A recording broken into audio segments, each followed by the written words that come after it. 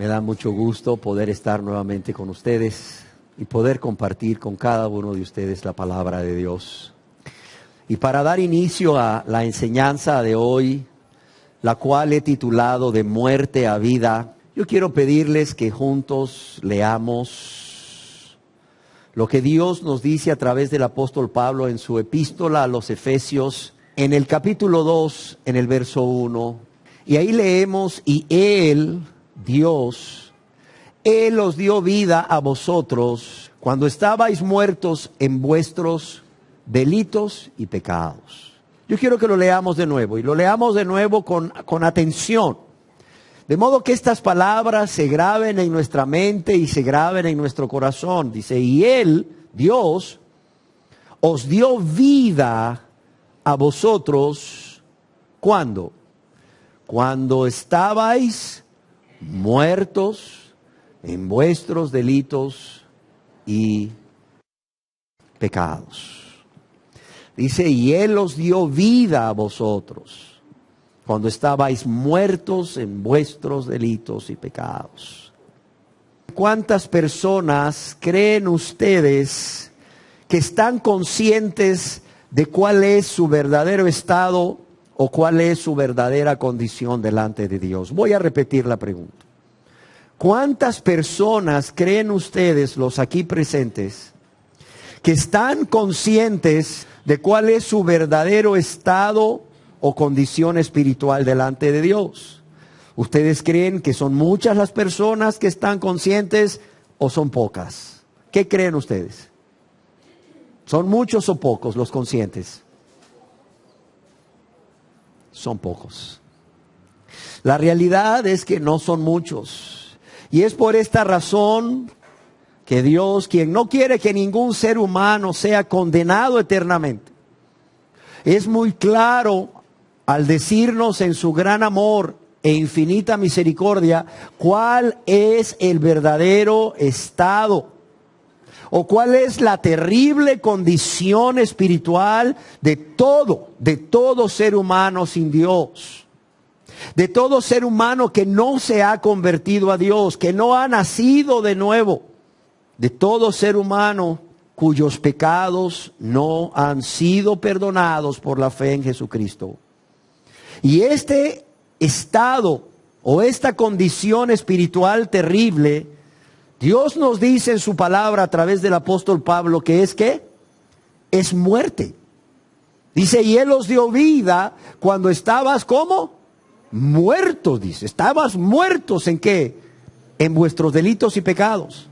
En otras palabras, una persona que todavía no es salva, una persona que no se ha convertido a Dios a través de un sincero arrepentimiento y una fe en Dios, una fe en Jesús como su único y suficiente Salvador, una persona que realmente no ha entregado su vida a Dios para que Dios la lave y la limpie a través del sacrificio de Cristo en la cruz del Calvario y a través de su resurrección.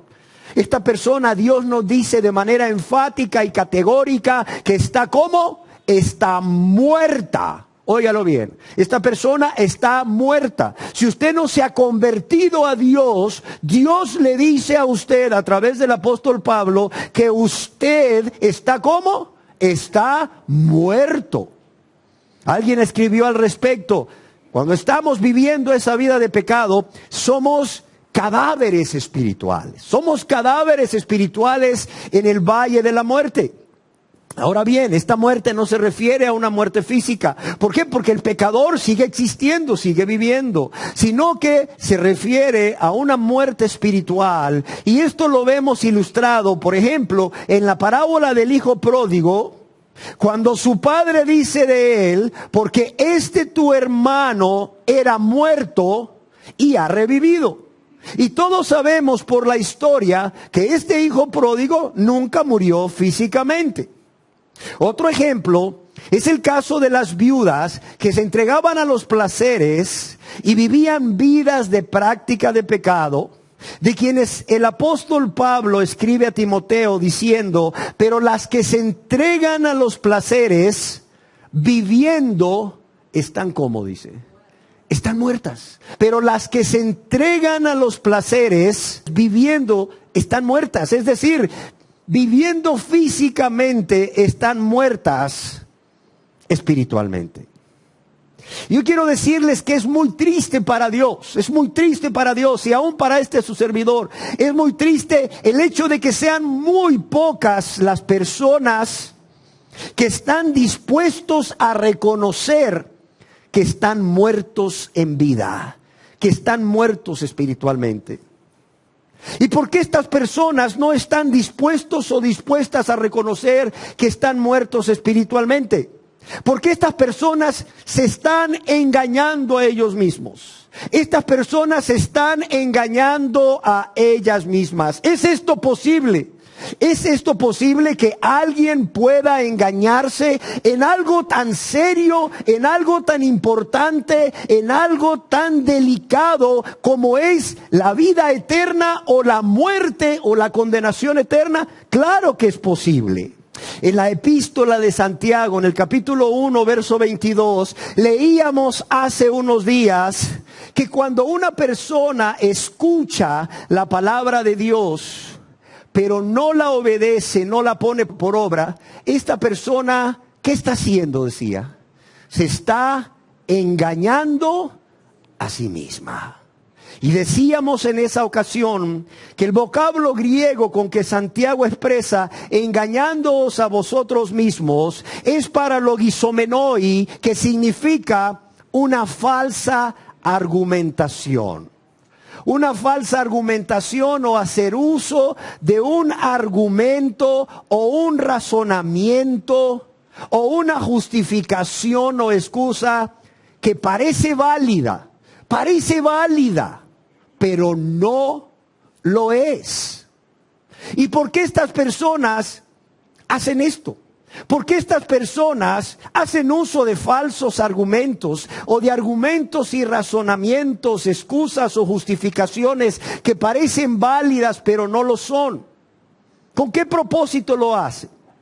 Con el propósito, decíamos, de convencerse a sí mismos o a sí mismas y a los demás de que están bien, cuando en realidad están mal. Con el propósito de tratar de justificarse, haciendo aparentar o haciendo creer que están bien, cuando en realidad están mal. Lo hacen porque están tratando de probar o de demostrarse a ellos mismos o a las demás personas que están bien, cuando en realidad están mal. Y en este caso están mal en lo que respecta a su condición espiritual ante Dios. ¿Por qué razón? Porque ya lo vimos, están muertos, están perdidos espiritualmente. Son personas que están tratando de convencerse a sí mismos o a los demás, o tratando de probar o demostrarse a sí mismos o a los demás que son hijos o hijas de Dios, cuando por el hecho de practicar el pecado en sus vidas, ellos y ellas son hijos e hijas del diablo, como nos dice Dios en su palabra en 1 de Juan 3:8. Estas personas están tratando de convencerse a sí mismos y a los demás y demostrar a sí mismos y a los demás que están viviendo vidas agradando a Dios, cuando con sus pensamientos, sus palabras, sus intenciones, sus sentimientos y sus obras le están ofendiendo. Son personas que están tratando de demostrarse a sí mismos y a los demás que van camino al cielo, cuando realmente van por el camino ancho que lleva a la perdición, al infierno. Y lo que estas personas, óigase bien, están haciendo al engañarse a sí mismas, lamentablemente es cerrar sus ojos. Es cerrar sus ojos a su realidad. Es no querer ver cuál es su terrible condición ante Dios. Como si se pudiera tapar el sol con un dedo. Y estas personas están cerrando sus ojos a su realidad espiritual y no quieren ver cuál es su terrible condición ante Dios a través de no reconocerlo. Y mientras no lo reconozcan, oiga bien, mientras no reconozcan su verdadero estado espiritual, va a ser muy difícil que ellos o ellas, aún estando muertos espiritualmente, puedan verse como Dios los ve. puedan verse como Dios los ve. Y es que millones de personas, amados y amadas, que están engañados, o más bien que están engañándose a sí mismos con respecto a su realidad o su verdadera condición espiritual, estarían dispuestos a reconocer que son pecadores. Y no solo eso, a reconocer que hay algunas áreas en sus vidas, como dicen ellos, que necesitan cambiar. Pero mientras están dispuestos a reconocer que son pecadores y hay cosas en su vida que están mal y necesitan ser cambiadas, de ninguna manera, óigase bien, de ninguna manera estas personas estarían dispuestos a reconocer que están muertos espiritualmente. Ya que el hacer esto de inmediato derrumbaría el buen concepto que ellos tienen de ellos mismos. Un buen concepto que ellos se han creado de ellos mismos. ¿Cómo? Comparándose con otras personas que según ellos están en peor condición espiritual. O porque ellos o ellas no están practicando pecados escandalosos como la borrachera o la drogadicción, ni están acusados de robo o corrupción o de adulterio a la vista de todos o cualquier otro tipo de inmoralidad sexual, o no son asesinos, narcotraficantes o violadores. Pero Dios, oiga bien, utiliza este lenguaje, muerte, ¿para qué?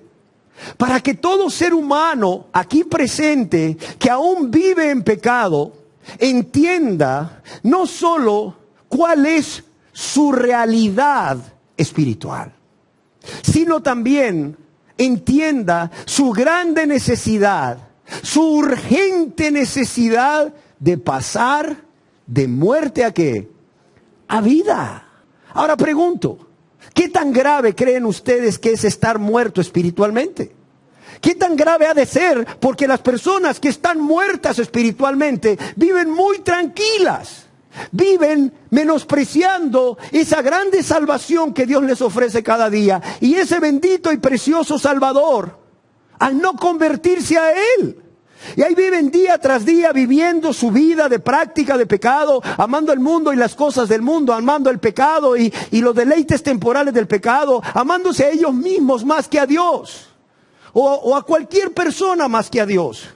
Y ahí los ves tranquilos, viven tranquilos relativamente, comen tranquilos, duermen tranquilos. Les preocupa más otras cosas, les preocupa más la pérdida de trabajo, la pérdida de salud, la enfermedad de un ser querido. Pero no les preocupa realmente, no vemos que les preocupa el que estén muertos espiritualmente delante de Dios.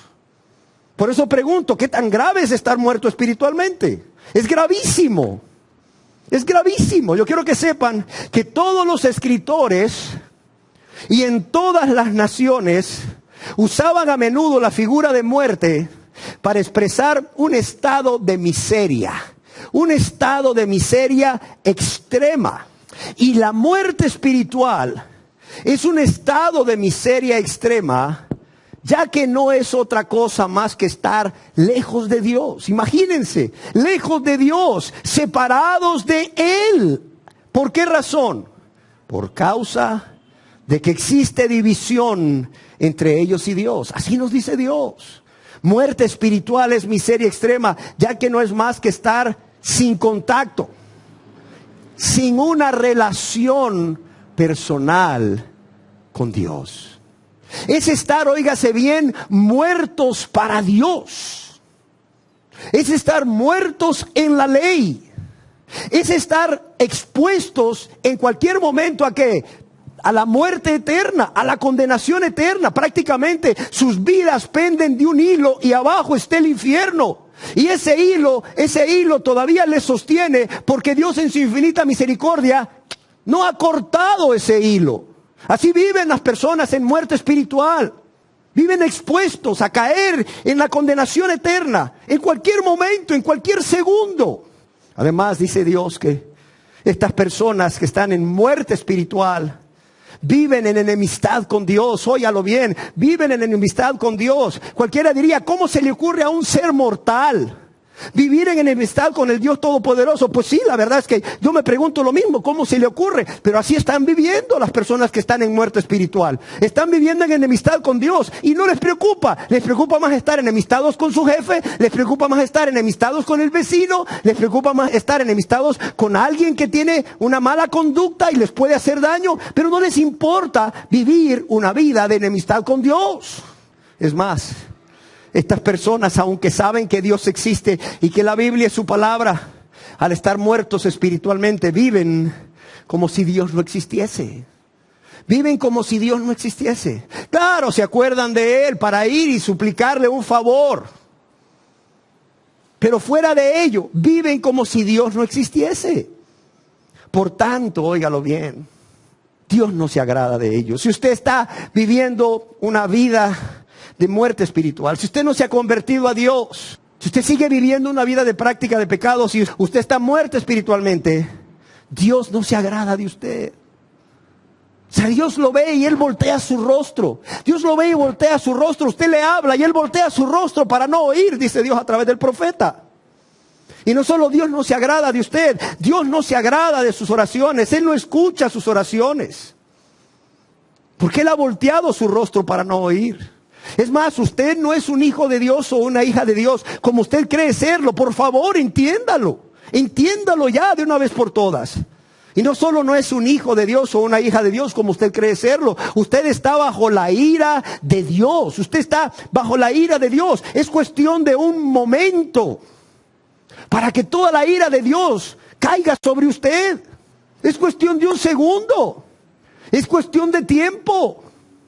Y si no ha caído es por la misericordia de Dios, por cuanto Dios es paciente, no queriendo que ninguno perezca, sino que todos procedan ¿a qué? Al arrepentimiento. Y si usted considera que está muerto, usted va a ser condenado en el infierno por toda la eternidad.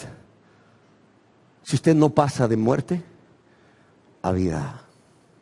Además, yo quiero decirles que el estar ciegos a su realidad o condición espiritual de manera voluntaria, esto va a traer consecuencias graves. ¿Por qué? Porque al no ver la verdadera condición o su verdadera condición como Dios la ve, al no ver la gravedad de su estado espiritual, esto le va a llevar a no tomar las decisiones que Dios le está urgiendo que tome para pasar de muerte a vida. Y lo repito, al no querer ver de manera voluntaria cuál es su verdadera condición espiritual, al no reconocerlo, usted nunca va a tomar esas decisiones que Dios le está urgiendo que tome para pasar de muerte a vida.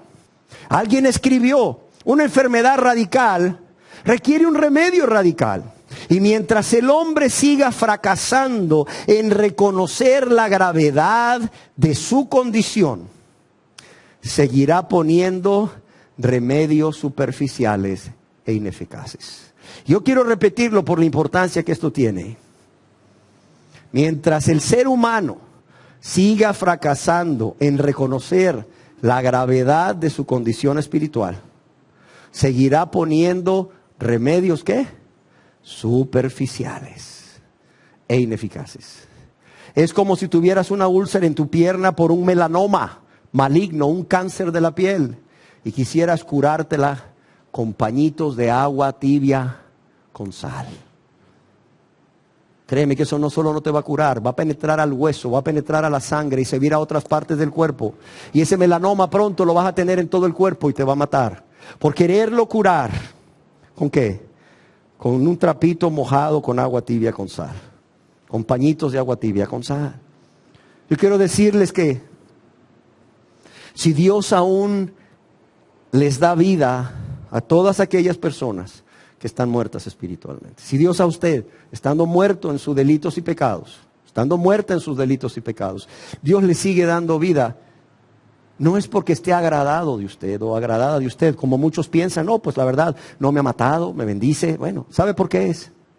Porque en su infinita misericordia y su gracia le está dando una oportunidad para que se arrepienta. Para que se arrepienta y se convierta a Él.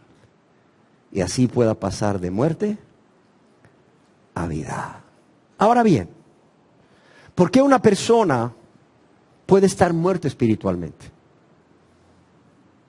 En primer lugar, porque la fuente de vida verdadera es Dios. Óigalo bien. La fuente de vida verdadera es Dios. Y estas personas, Dios nos dice que estas personas viven ajenos de la vida de Dios. ¿Y qué quiere decir esto? Ajenos de la vida de Dios. Quiere decir que viven lejos o están lejos de la vida que Dios ofrece. Por eso están muertos, créanmelo. En segundo lugar, porque al no convertirse a Dios, no tienen al Hijo morando en ellos. Como bien está escrito allá en la primera epístola del apóstol San Juan, capítulo 5, verso 11 y 12. Y este es el testimonio. ¿Cuál es? Que Dios nos ha dado ¿qué? Vida eterna. ¿Y esta vida está en quién? En su Hijo. Dice, y esta vida está en su Hijo. El que tiene al Hijo, tiene la vida. El que no tiene al Hijo de Dios, ¿qué dice aquí? No tiene la vida. Estas personas están muertas espiritualmente, no solo porque están ajenos, están lejos de la vida que Dios da, sino porque no tienen al Hijo en ellos, morando en ellos por medio de la persona del Espíritu Santo. Y el que tiene al Hijo, entiéndalo, tiene la vida. El que no tiene al Hijo de Dios no tiene la vida. Y para tener al Hijo de Dios se necesita más que hacer una oración de aceptar a Cristo. Eso entiéndalo ya de una vez por todas.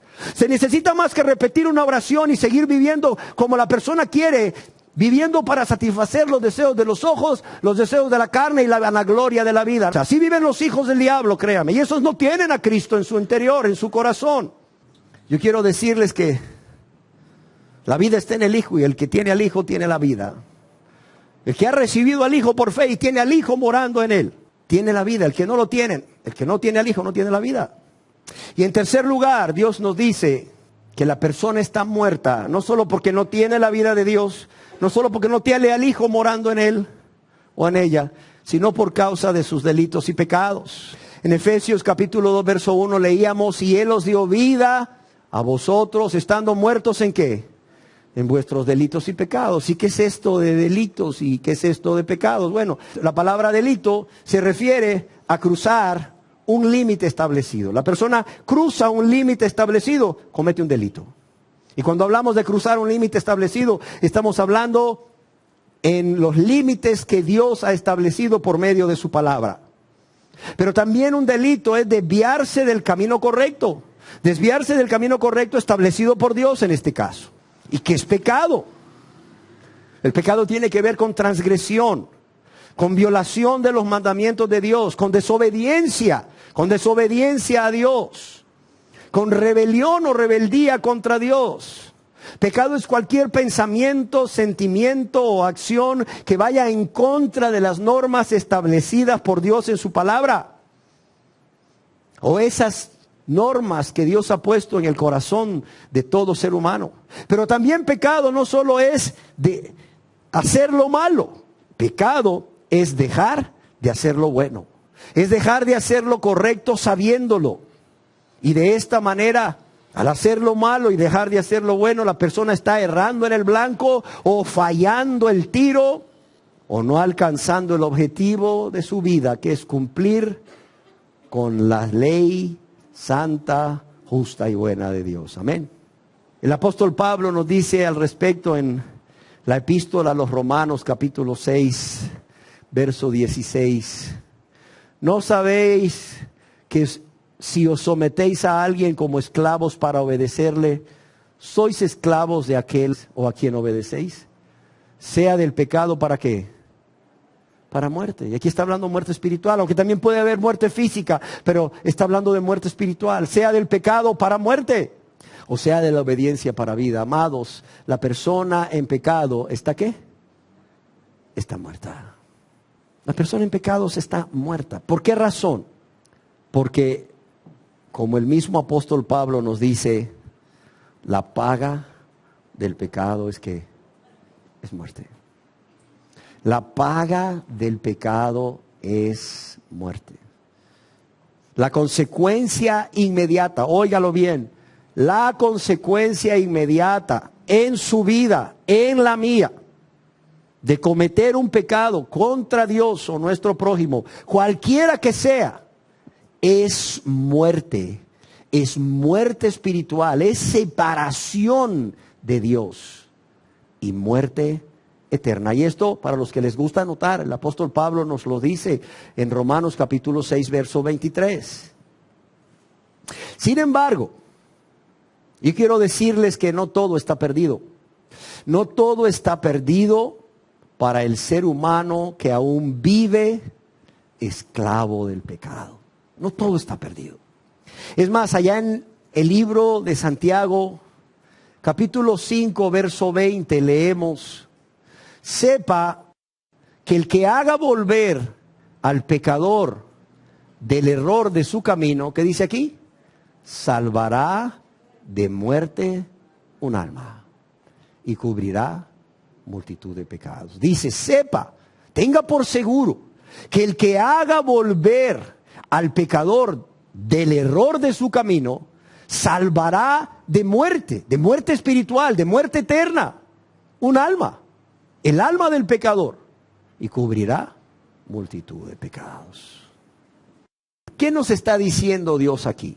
Dios nos está diciendo que el que sirva como instrumento para que una persona se convierta, para que un pecador se convierta o se reconcilie con Dios, el que sirva de instrumento para esto, salvará un alma, el alma de ese pecador, de muerte eterna. Y dice que cubrirá multitud de pecados. ¿Por qué? No porque nosotros los hombres tengamos poder o potestad de perdonar pecados, no, para nada. Sino que al ser esta persona el medio de la conversión del pecador o de la reconciliación del pecador con Dios, está haciendo que este pecador se vuelva a Dios, a un Dios que en su infinita misericordia le va a borrar sus numerosos pecados que ha cometido. Amén. Ahora bien, ¿cómo Dios cubre esta multitud de pecados? Porque es Dios quien lo hace cuando alguien es instrumento de Él para la conversión de un pecador, para hacerlo volver a Dios. ¿Cómo Dios cubre esta multitud de pecados haciéndonos pasar de muerte a vida? Bueno, dejemos que sea Dios mismo quien nos responda a través de su palabra, la Biblia. Y en la epístola del apóstol San Pablo a los Efesios, capítulo 2, verso 4 y 5, dice: pero Dios, que es rico en misericordia, por su gran amor con que nos amó, ¿qué dice aquí? Aún estando muertos en pecados, nos dio vida juntamente con Cristo. Por gracia sois salvos. Yo quiero leerlo de nuevo. Dice, pero Dios, que es rico en misericordia, por su gran amor con que nos amó, aún estando nosotros muertos, mire el estado espiritual de la persona en pecado, aún estando muertos en pecados, dice, nos dio vida. Hay esperanza, nos dio vida. ¿Cómo? Juntamente con Cristo. Por gracia sois salvos. Aquí vemos que en primer lugar Dios cubre multitud de pecados haciéndonos pasar de muerte a vida, porque es rico, dice, ¿en qué? En misericordia. Porque es rico en misericordia. Y el rey y salmista David, quien no solo experimentó la misericordia de Dios, sino que además de ello conocía el carácter misericordioso de Dios, nos dice en el Salmo capítulo 103, verso 8, 10 y 11 lo siguiente: misericordioso y clemente es ¿quién? Es Jehová, lento para la ira, pero grande ¿en qué? Grande en misericordia. ¿Por qué el pecador no ha sido consumido? ¿Por qué el pecador no ha sido destruido? ¿Por qué? Porque Dios le da una oportunidad cada día de convertirse a Él y huir de esa muerte para pasar a vida. Porque Dios es lento para la ira y grande ¿en qué? En misericordia. Un día se va a irar, sí lo va a hacer, Y ay de aquel pecador que menospreció tan grande salvación y tan grande Salvador. Pero mientras tanto, Dios es lento para la ira y grande en misericordia. Y mire lo que dice el verso 10. No ha hecho con nosotros conforme a ¿qué? A nuestras iniquidades. No nos ha pagado conforme a nuestra maldad. Dice, ni nos ha pagado conforme a ¿qué? A nuestros pecados. Fíjese bien, porque todavía hay una oportunidad. Porque el pecador todavía tiene oportunidad. Porque Dios no le ha pagado conforme a sus pecados. Aún estando muerto en vida, no le ha pagado conforme a sus pecados. ¿Por qué razón? Verso 11. Porque como la altura de los cielos sobre la tierra, engrandeció su misericordia sobre los que le temen. Porque como la altura de los cielos sobre la tierra, así Dios engrandeció su misericordia sobre quienes. Cuidado, sobre los que le temen. Y en el libro de Lamentaciones de Jeremías, en el capítulo 3, verso 22 y verso 23, leemos al respecto. Por la misericordia de Jehová no hemos sido consumidos, porque nunca decayeron sus misericordias. Si usted está en muerte espiritual, yo quiero que entienda algo. No es que se va a salir con la suya. No es que Dios se olvidó de usted y no va a hacer nada al respecto de su muerte espiritual. No.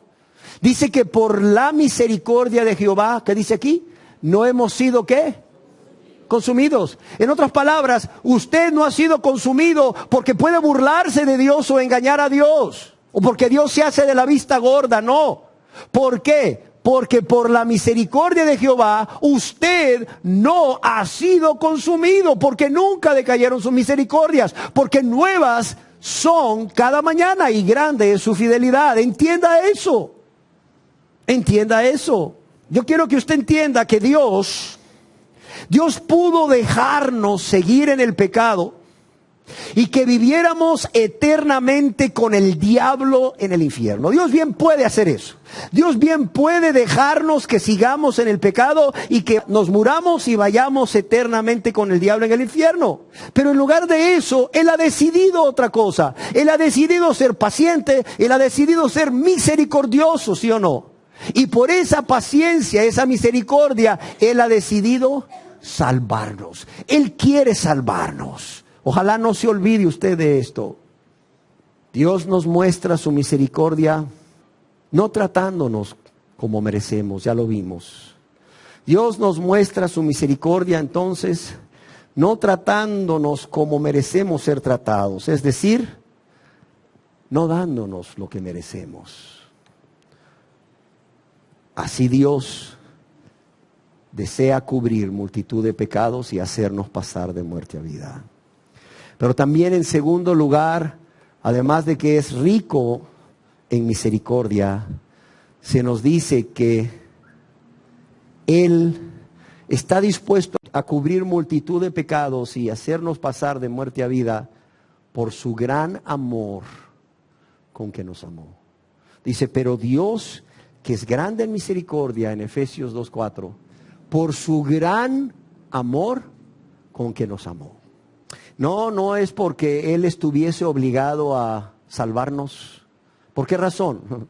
Porque Él no nos mandó a pecar. O sí le mandó a pecar a usted. A mí no me mandó a pecar. Yo pequé voluntariamente.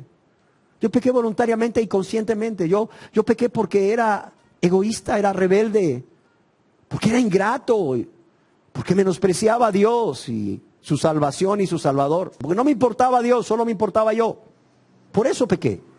O sea, Dios, por cuanto yo pequé de manera consciente y voluntaria, Dios no estaba obligado a salvarme ni a salvarle a usted, porque usted ha pecado de la misma manera. No se engañe. Entonces vemos que Dios no nos desea salvar porque Él estuviese obligado a hacerlo, o porque nosotros lo mereciésemos, sino porque Él nos dice en su palabra que fue porque nos amó, siendo aún pecadores, rebeldes, ingratos, egoístas, insensibles y amadores del pecado y sus deleites temporales más que a Dios. Y aquí vemos cómo el infinito amor de Dios es el fundamento de nuestra salvación. ¿Sí queda claro? Es el infinito amor de Dios, el fundamento de nuestra salvación. Y en lo que a nosotros respecta, escribió Adam Clarke, ese amor de Dios asume la forma de misericordia. Ese amor asume la forma de misericordia. Y esa misericordia provee al Salvador, al Señor Jesucristo. Dios nos dice que por su gran amor con que nos amó. Yo quiero detenerme un poco para que veamos por qué su amor es grande. ¿Por qué su amor es grande? Yo meditaba en esto. ¿Por qué su amor es grande? Y creo que su amor es grande por muchas razones, pero se me venían tres a la mente. La primera, porque Dios es la fuente de ese amor hacia todos nosotros. Y ese Dios, ¿cómo es? Es grande.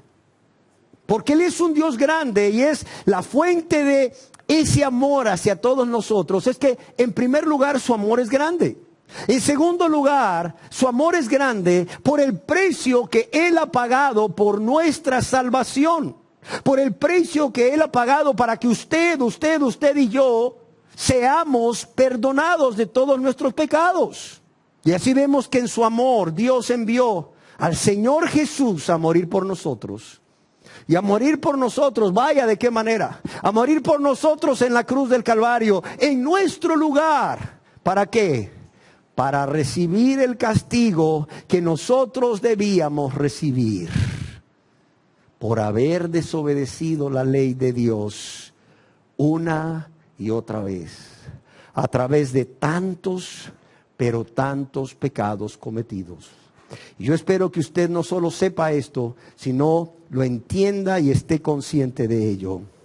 Pero en tercer lugar, su amor es grande. No solo porque la fuente de amor, que es Dios, es grande. No solo por el precio que Él ha pagado por nuestra salvación. Es muy grande, es muy alto. Sino también su amor es grande debido a cuán indignos éramos. Cuán indignos éramos de ser amados de la manera que Dios nos ha amado. Y éramos indignos y el pecador es indigno. ¿A causa de qué? De su terrible y grave condición espiritual. Bien escribió Pablo cuando dijo, mas Dios muestra su amor para con nosotros, en que siendo ¿qué? En que siendo aún pecadores, Cristo murió por nosotros. Esa es la tercera razón por la cual su amor es grande. ¿Por quiénes murió? No solo por la forma en que murió. ¿Por quiénes murió? No estaba muriendo por ángeles. No estaba muriendo por personas buenas, justas, rectas. Estaba muriendo por pecadores. Pecadores, enemigos de Él. Entiéndalo, porque eso es lo que somos cuando vivimos esa vida de pecado. Por eso el apóstol Pablo puede decir desde lo más profundo de su corazón y con toda la certeza, mas Dios muestra su amor para con nosotros en que siendo aún pecadores, Cristo murió ¿por qué? Por nosotros. En tercer lugar, Dios puede y quiere cubrir multitud de pecados y pasarnos de muerte a vida, no solo porque es grande en misericordia o rico en misericordia, no solo por su gran amor, sino en tercer lugar por su gracia. Como un favor de su parte. Como un favor de su parte hacia cada uno de nosotros. Favor, por cierto, que nosotros no nos merecíamos. Ya que lo único que merecíamos de Dios estando en una vida de pecados es ¿qué? Es la condenación eterna, ¿sí o no? A ver, vamos a ver si estamos entendiendo. ¿Qué es lo único que una persona merece estando viviendo una vida de práctica de pecado? Estando viviendo en muerte espiritual. Lo único que merece es eso, la condenación eterna. Y cuando Dios viene y nos salva, esto lo hace no porque está obligado ni porque lo merecemos, sino porque Él nos está haciendo un favor. En otras palabras, cuando una persona menosprecia a Dios y su Cristo y su salvación, está menospreciando el favor más grande que Dios le va a hacer o le puede hacer o le quiere hacer. Sí, está menospreciando el favor más grande que Dios le puede hacer y le quiere hacer. Por eso es que es grave menospreciar la salvación. Y amados, si la misericordia significa que no recibimos el castigo que merecemos, la gracia significa que recibimos la salvación que no merecemos.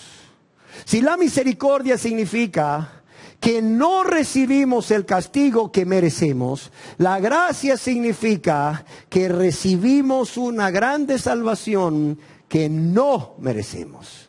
Yo quiero que usted entienda eso. Sobre todo usted que ha estado menospreciando esa grande salvación al no quererse arrepentirse y confiar en Jesús como su Salvador, a no querer entregar su vida a Jesús por la razón que sea, por el motivo que tenga. Yo quiero que usted lo entienda. Y es una salvación que la recibimos, como decíamos, como un don, como un regalo, no como algo que ganamos por nuestros méritos ante Dios, no. Por cuanto antes de convertirnos a Él, Dios nos dice claramente en su palabra que no hay justo ni aun uno. No hay quien busque a Dios. Además nos dice que todas nuestras obras, por buenas que nos parezcan, son como trapos sucios, como trapos de inmundicia, ¿sí o no? En cuarto lugar, Dios puede y quiere cubrir multitud de pecados y pasarnos de muerte a vida, dándonos vida juntamente con Cristo. Dios nos dice en su palabra que nos dio vida resucitándonos de la tumba del pecado. Dios nos da vida resucitándonos de la tumba del pecado. Y Dios nos ha dado vida por medio de Jesucristo, ya que fue a través de su muerte en la cruz y el que Él volviese a la vida por su resurrección, que los que han nacido de nuevo pueden ahora pasar de muerte a vida. Y no solo pasar de muerte a vida, tener vida, la vida que es en abundancia. Es la misma vida de Jesucristo morando en ellos por medio del Espíritu Santo. En quinto lugar, Dios cubre nuestros pecados y nos hace pasar de muerte a vida, perdonándonos todos nuestros pecados. Perdonándonos todos nuestros pecados. En la epístola del apóstol San Pablo a los Colosenses, capítulo 2, verso 13, leemos: y a vosotros, ¿qué dice aquí? Estando muertos en pecados y en la incircuncisión de vuestra carne, ¿qué dice aquí? Os dio vida juntamente con Él, perdonándoos todos los pecados. Os dio vida juntamente con Él, perdonándoos todos los pecados. Y yo quiero decirles que este perdón no solo es un perdón gratuito, es un perdón inmediato. En el mismo momento en que la persona con un corazón contrito y humillado cree en Jesús como su único y suficiente Salvador y le hace el Señor de su vida, en ese momento la persona recibe el perdón inmediato. Y no solo es un perdón gratuito e inmediato, es un perdón completo.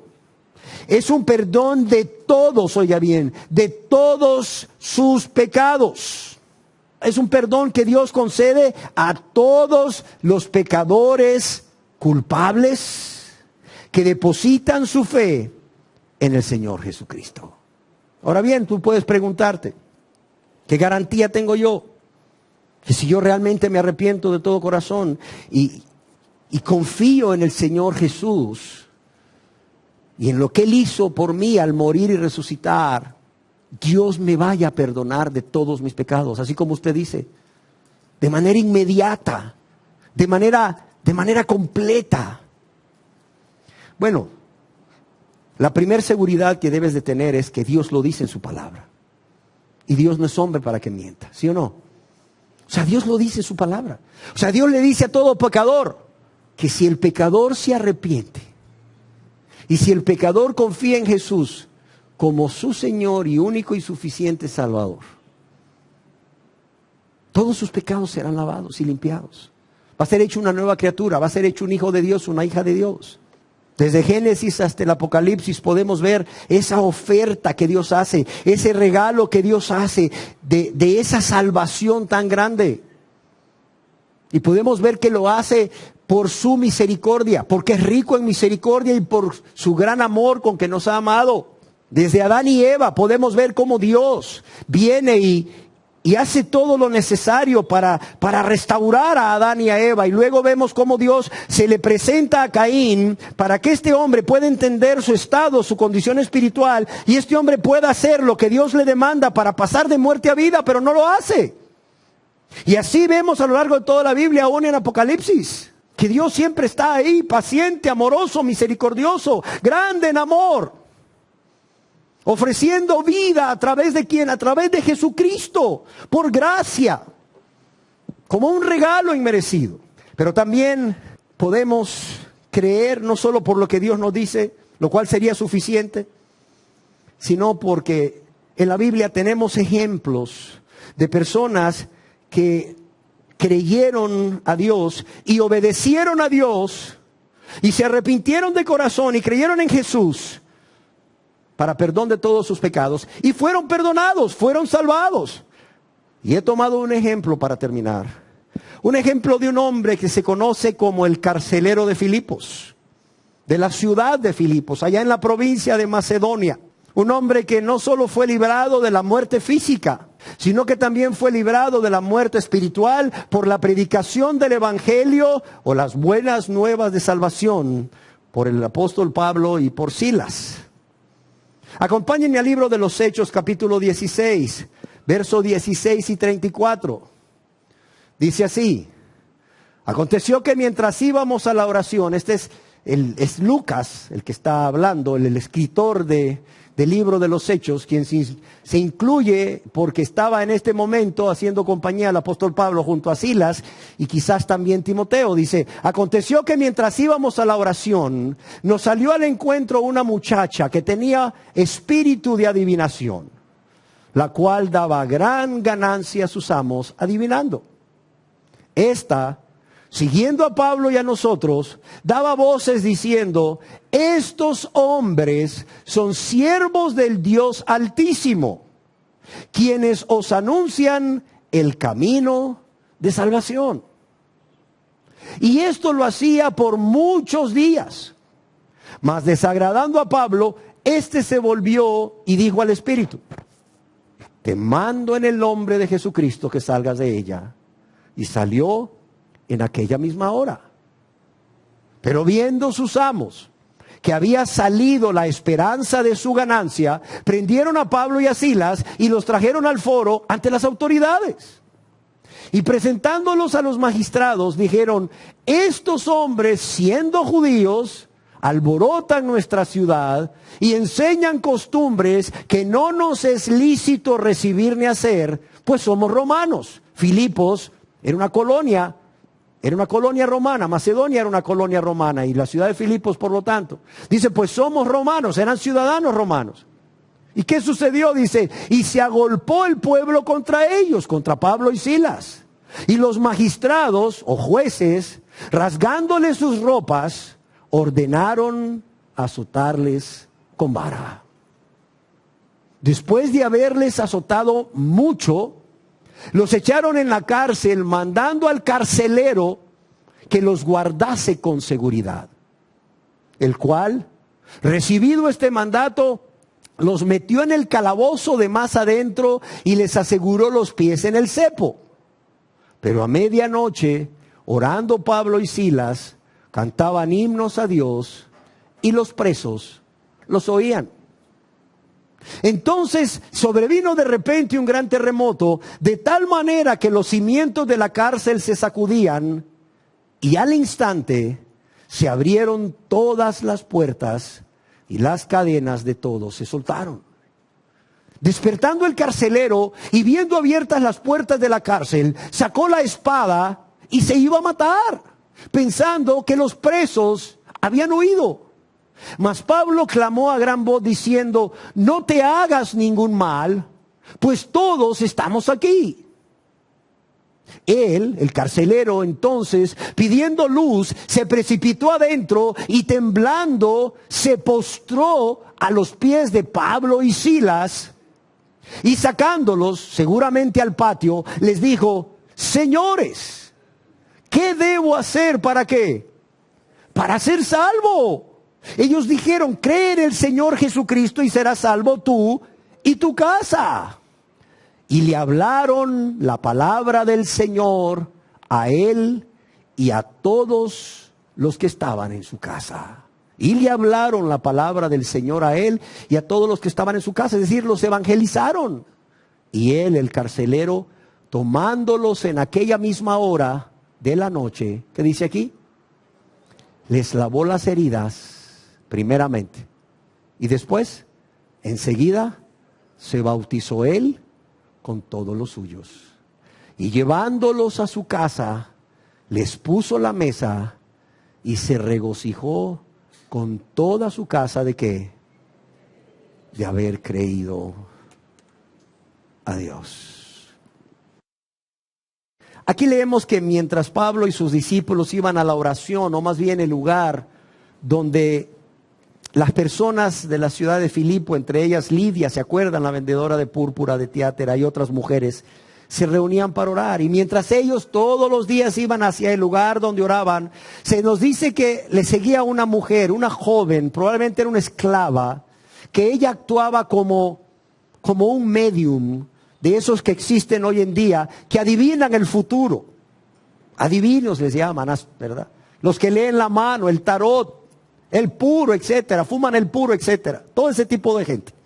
Pues esta mujer era uno como ellos, actuaba como medium al comunicarse con demonios y así supuestamente predecir el futuro. Y esto daba grande ganancia a sus amos. Y dice que ella seguía a Pablo y a los discípulos que le acompañaban todos los días por muchos días. Y gritaba, es decir, decía en voz alta, de modo que podía ser oída por muchos, como Pablo y sus compañeros o discípulos no solo eran siervos del Dios Altísimo, sino que anunciaban el camino de salvación. Y de esta manera, a través de lo que esta mujer decía, muchas personas de esa ciudad podían enterarse quiénes eran estos varones judíos y qué enseñaban. De modo que si alguno hubiese tenido interés y hubiese querido convertirse a Dios, bien podía venir a ellos para obtener más información para hacerlo. Se nos dice también que por varias razones que no nos vamos a detener a estudiar, Pablo expulsa el demonio de esta mujer, el cual sale de inmediato. Y claro, esto enfureció a sus amos, pues ya no iban a continuar recibiendo ganancias a través de ella. Y por esta razón toman a Pablo, toman a Silas, que eran judíos, y los llevan ante los magistrados o jueces, quienes, por cierto, sin realizarles un juicio justo, cuanto más si Pablo era un ciudadano romano, ordenaron que ambos fueran azotados con varas. Primeramente se nos dice rasgando o rompiendo sus vestiduras. ¿Para qué? Para que los azotes calaran más, dolieran más, para que hubiera un castigo más cruel, más severo. Y no contento con esto, los magistrados se nos dice que los echaron en la cárcel. Y el carcelero, bien mandadito, sabiendo que había una ley en Roma en que se aplicaba la muerte al soldado que dejase ir un prisionero, este hombre por temor seguramente los colocó en el calabozo de más adentro.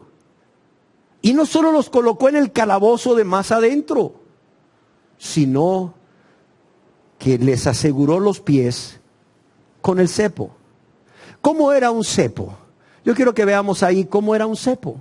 Aquí conseguí una imagen de lo que podría representar al carcelero a Pablo y a Silas. Cualquiera puede ser Pablo, cualquiera puede ser Silas, ahí con su espalda lastimada. Pero aquí vemos cómo sus pies estaban en un cepo. Un cepo era un instrumento que estaba formado por 2 tablas, las cuales se ponían una encima de la otra y tenían agujeros. Y al ponerse una encima de la otra, calzaban perfectamente y los agujeros quedaban ahí.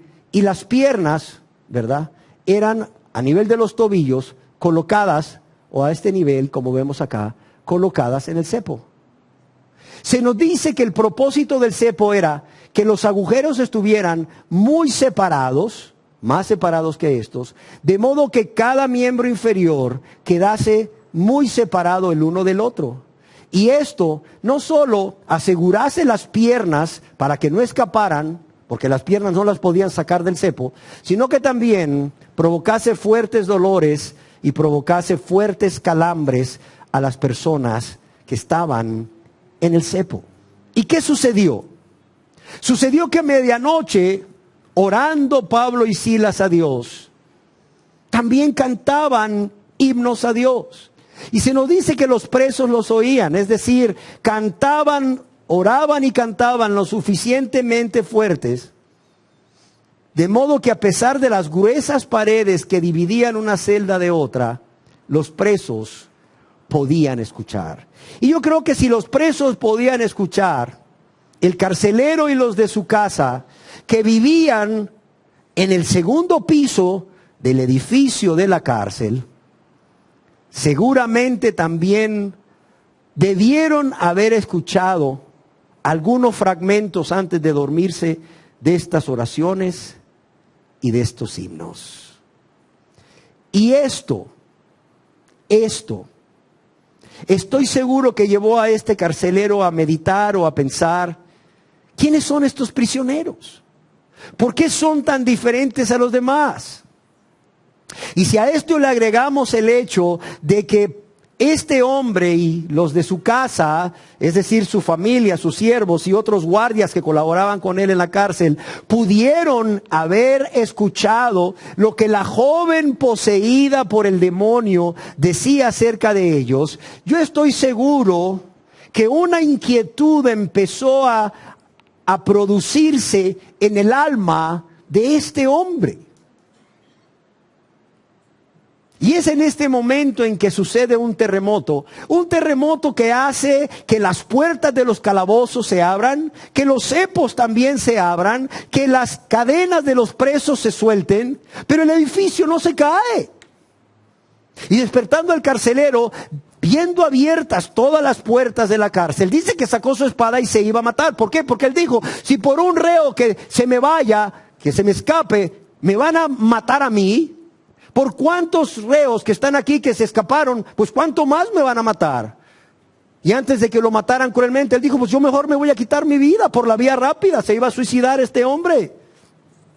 Sin embargo, el apóstol Pablo, que está adentro, en la oscuridad de la prisión, y para quien le es mucho más fácil ver lo que está sucediendo en el patio, al ver cómo este hombre se va a suicidar, le grita desde adentro de la cárcel que no lo hiciese. ¿Por qué razón? Porque ningún preso había huido.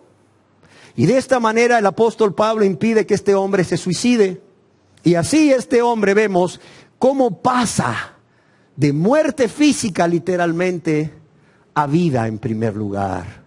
Pero no solo pasa de muerte física a vida, se nos dice que este hombre, pidiendo una antorcha para alumbrar a su alrededor, entró con mucha prisa y temblando, se postró a los pies de Pablo y de Silas. Y aquí vemos ahora al carcelero cruel, que no había tenido compasión alguna por Pablo y Silas, al introducirlos en el calabozo de más al fondo, el húmedo, el frío, el oscuro, el que no tenía ninguna comodidad, y el que además de ello coloca sus piernas en el cepo, sabiendo el dolor y los calambres terribles que esto produciría, ahora lo vemos postrado ante ¿quiénes? Ante Pablo y Silas, los siervos de Dios. ¿En señal de qué? En señal de respeto, en señal de reverencia. ante estos siervos de Dios Altísimo que enseñaban el camino de salvación, o un camino de salvación. Y dice, y sacándolos, es decir, dejando a los presos dentro de la cárcel, pero sacando a Pablo y a Silas, seguramente al patio de la cárcel, les dice, señores, ¿qué debo hacer para ser salvo? ¿Qué debo hacer para ser salvo? Aquí vemos un carcelero que ya no está preocupado por perder su trabajo. Es más, ya no está preocupado por perder su vida, sino que está preocupado ¿en qué? Está preocupado en su alma, exactamente, está preocupado en su alma.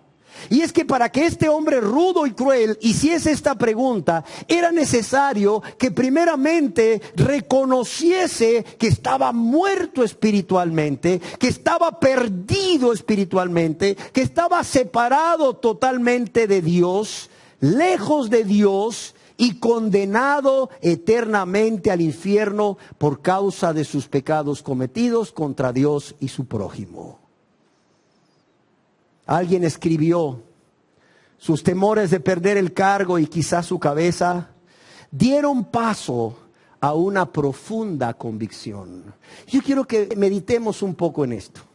Sus temores de perder su cargo y quizás su cabeza dieron paso a una profunda convicción de pecado. Ahora el carcelero sentía temor de encontrarse ante Dios con la carga de sus pecados. Y es así como exclama, ¿qué debo hacer para ser salvo?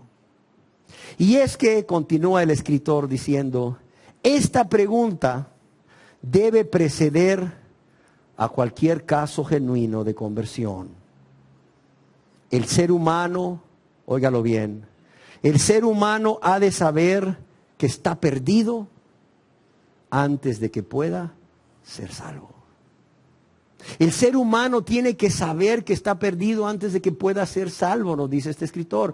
Es por eso la gran tragedia o lo grave que es el que las personas de manera consciente y voluntaria se estén engañando a sí mismos, queriendo tapar el sol con un dedo con respecto a cuál es su verdadero estado o condición espiritual. El hombre ha de saber que está perdido antes que pueda ser salvo. Y dice algo más o escribe algo más. Es prematuro, para aquellos que les gusta evangelizar, es prematuro decirle a alguien cómo ser salvo o presentarle a Cristo como su Salvador, excepto si primero puede decir desde su corazón, verdaderamente merezco ir al infierno. Qué claro está.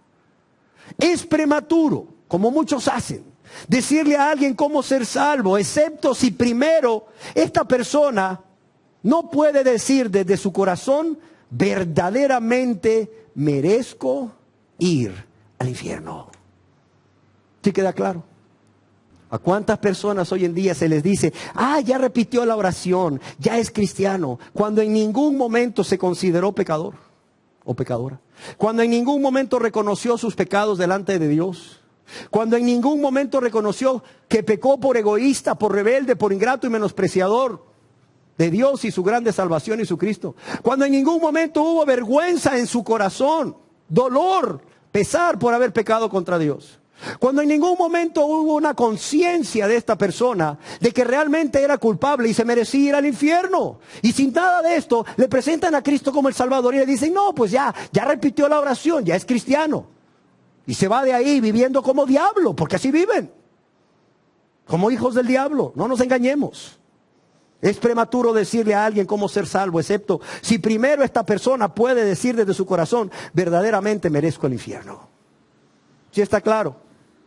Mientras usted no diga, como hemos hablado, soy un pecador y reconozco que he pecado contra Dios y mi prójimo y con vergüenza y dolor diga, verdaderamente no merezco otra cosa más que ir al infierno. Dios, ten misericordia de mí. Dios, ten misericordia de mí. Usted no va a ser salvo. No se engañe.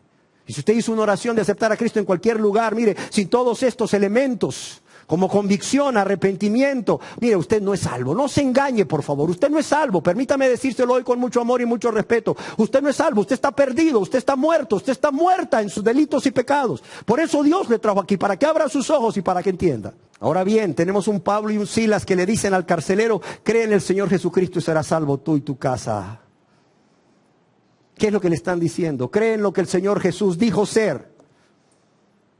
Y no solo lo que Él dijo ser, sino lo que Él hizo al morir en lugar de todos los pecadores para lavarlos y limpiarlos de todos sus pecados con su sangre preciosa. Es más, considero necesario afirmar aquí que a las únicas personas, óigase bien, a las únicas personas en el Nuevo Testamento a las que se les dijo que creyesen en el Señor Jesús, era a pecadores que estaban bajo convicción de pecado. No nos engañemos.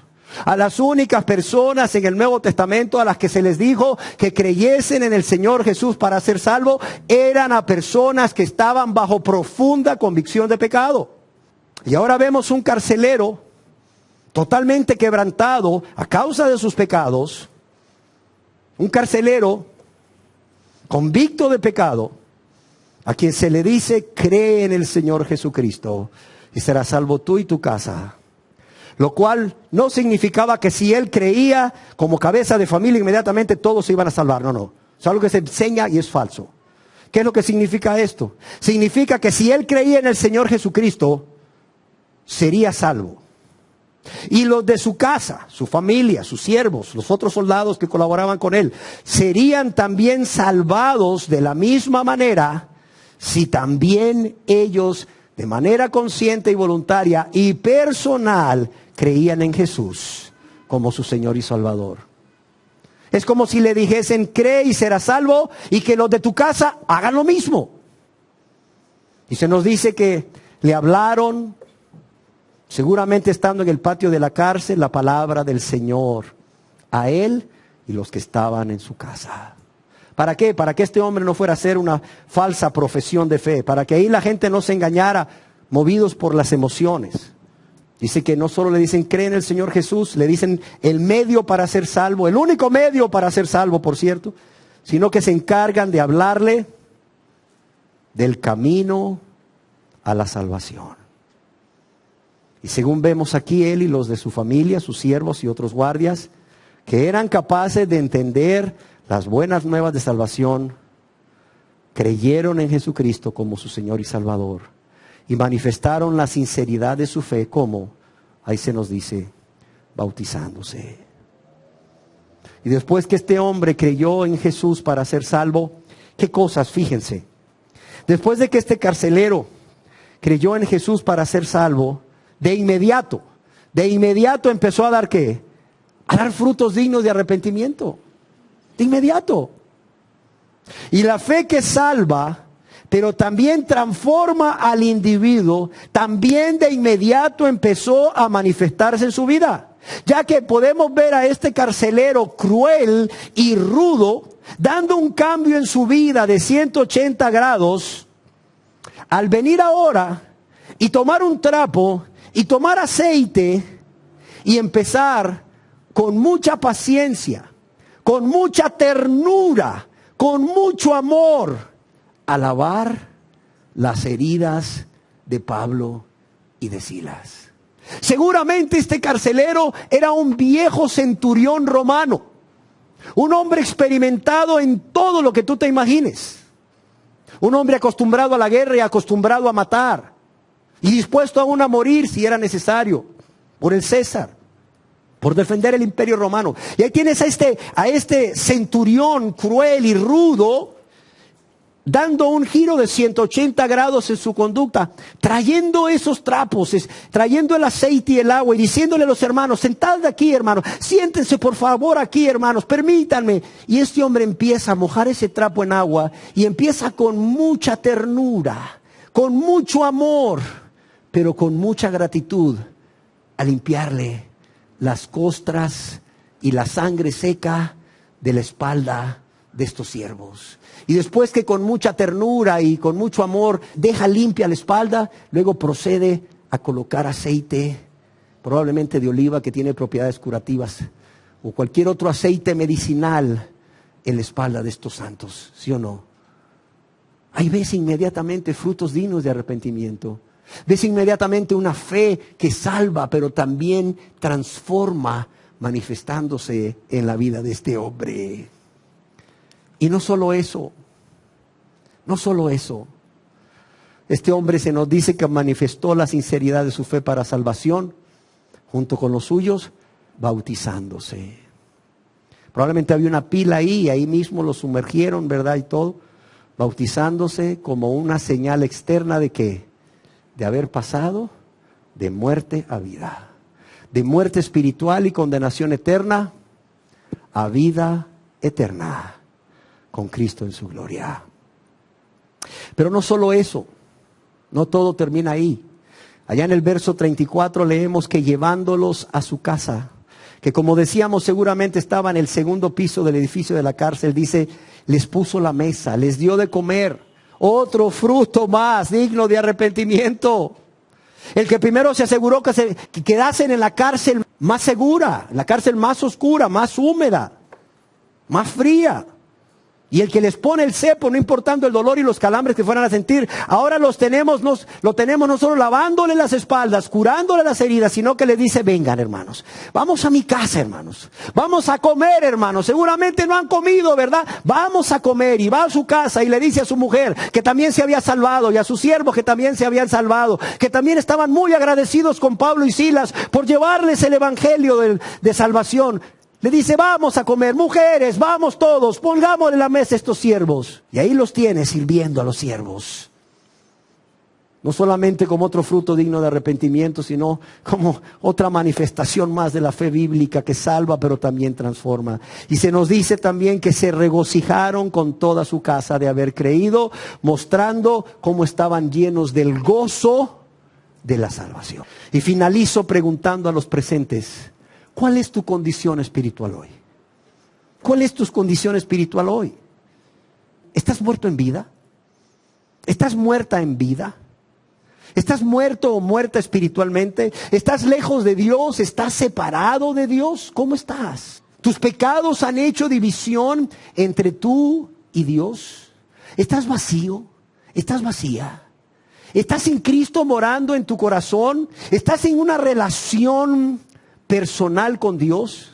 Es más, estás condenado eternamente al infierno y por la misericordia de Dios no has sido enviado ahí. Yo quiero decirte que el carcelero de Filipos pasó de muerte a vida, de muerte física y de muerte espiritual a vida, como ya vimos. Y lo mismo puedes hacer tú. Lo mismo puedes hacer tú si de todo corazón decides arrepentirte de todos tus pecados y creer que Jesucristo te amó tanto, tanto, tanto, que dio su vida por ti, muriendo en tu lugar en la cruz del Calvario, para lavarte y limpiarte de todos tus pecados. Pero yo quiero decirte que esto es algo que solo tú, querida persona, puedes hacer. Así como lo hizo el carcelero de Filipos y los de su casa que creyeron. Yo quiero decirles que el Señor Jesucristo les ha dado vida. Y no solo les ha dado vida para que se arrepientan y crean en Él como su Señor y Salvador, sino que les está esperando. Les está esperando con los brazos abiertos y Él desea que ustedes vengan a Él con un corazón contrito y con un corazón humillado, conscientes de su maldad, conscientes de su vida de práctica de pecado, conscientes de los pecados que ustedes han cometido contra Él y su prójimo. Cerremos nuestros ojos para terminar. Amados y amadas, lo que hoy acabas de oír es una verdad que está en la Biblia. Tanto la verdad de tu estado espiritual de muerte, de condenación eterna, como esa oportunidad que Dios quiere darte. Es más, ya te ha venido dando día tras día y aún te sigue dando hoy, para que tú puedas pasar de muerte a vida. Hoy es día de salvación, dice Dios en su palabra. La pregunta aquí es, ¿vendrás a Jesucristo con un corazón contrito y humillado? ¿Vendrás a Jesucristo con un corazón contrito y humillado para ser salvo? ¿O lo rechazarás otra vez más, menospreciándolo? ¿Qué vas a hacer? ¿Vendrás a Él para ser salvo o lo rechazarás? otra vez más menospreciándolo. Y así seguir viviendo en muerte espiritual. El carcelero y los suyos no dijeron, mañana lo hago. Oye, qué bien lo que tú dices, Pablo. Oye, qué bien lo que tú dices, Sila. Pero no es mi tiempo, no estoy listo, no estoy preparado, no estoy listo. No, el carcelero y los suyos no dijeron eso ni hicieron eso. ¿Por qué razón? ¿Por qué razón?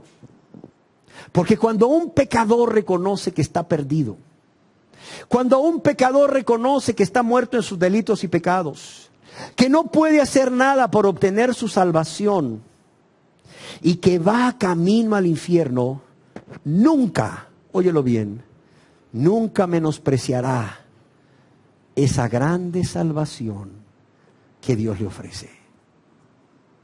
Nunca lo va a menospreciar. Pero tiene que estar consciente de todo eso, como Dios quiere que estés consciente hoy de tu estado espiritual, de tu verdadera condición de muerte espiritual. ¿Qué vas a hacer?